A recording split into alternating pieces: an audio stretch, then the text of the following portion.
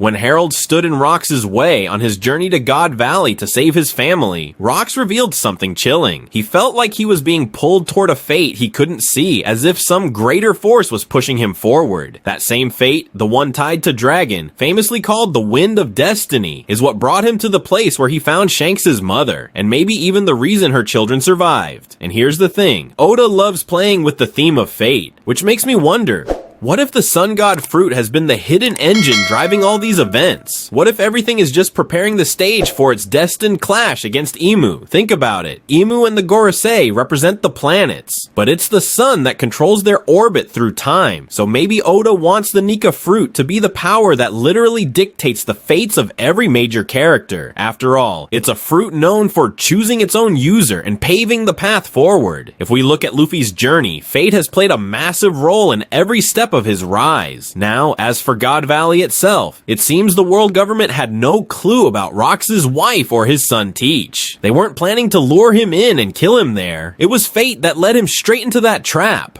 Meanwhile, Garling Figurland was actually on a secret mission when he stumbled upon God Valley and its natural resources. That's where he met a beautiful woman from the island, started a relationship with her, and she eventually gave birth to Shanks and Shamrock. But here's the dark twist, she might have been the very reason her people were wiped out. It's possible she told Garling her clan's true name, the D lineage, a dangerous secret he immediately carried back to the Gorosei, knowing it would thrill Imu-sama, who had been searching for that bloodline for centuries. Fate had delivered her straight into their hands, but destiny in One Piece is never one-sided. What seemed like a victory for the world government, the fall of Rox, actually created even greater enemies. Teach, Shanks, Dragon, Roger, and his crew. Without that clash at God Valley, maybe none of them would have ever carried the fire of revenge against the government. Fate flipped the script, turning what looked like a triumph into the birth of countless new threats. On the other hand, it looks like the so-called games that happen every 3 years aren't just a sick form of entertainment for the Celestial Dragons. No, this system was actually created by Imu, the ruler of the world, and it can only happen with their approval. The true purpose? To wipe out entire populations that Imu considers a threat. And if we look at the clues, this deadly game has been repeating across history for the past 800 years. That's why I think Oda was dropping a major hint in this chapter with Gunko. What if she was once the prize of one of these death games, just like Shakky, and not just anywhere, but specifically on the same island Brook comes from? Back then, Brook tried to save her, but he failed.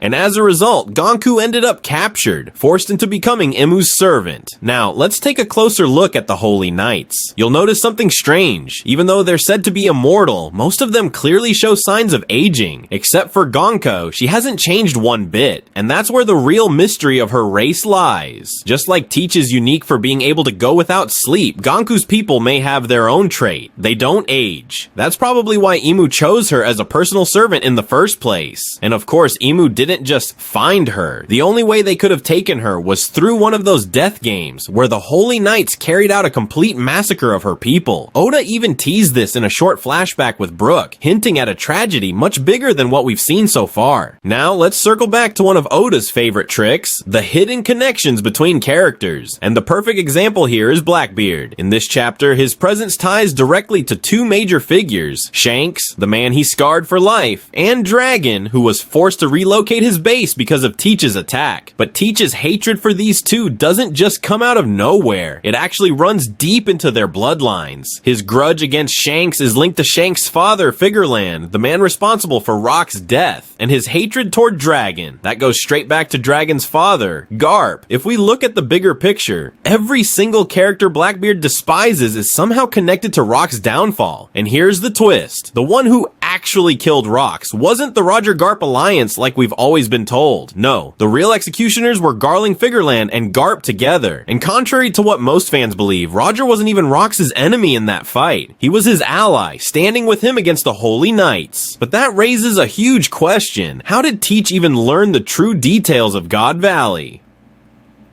He was just a child back then. There's no way he could have remembered everything. Which leads us to the possibility that his mother is the key. She might have been the one feeding him this knowledge, guiding his revenge, and yes, she could still be alive. Remember that one scene? She looked powerful and determined, refusing to ask for help from anyone. Instead, she looked straight at young Teach and told him, survive. No matter what happens. That single moment could be the biggest hint Oda has given us. If she's alive, then her return could change everything. And here's the craziest part. It wouldn't even be shocking if she turned out to be Musa, the mysterious figure Loki has been speaking to through the Denden Mushi.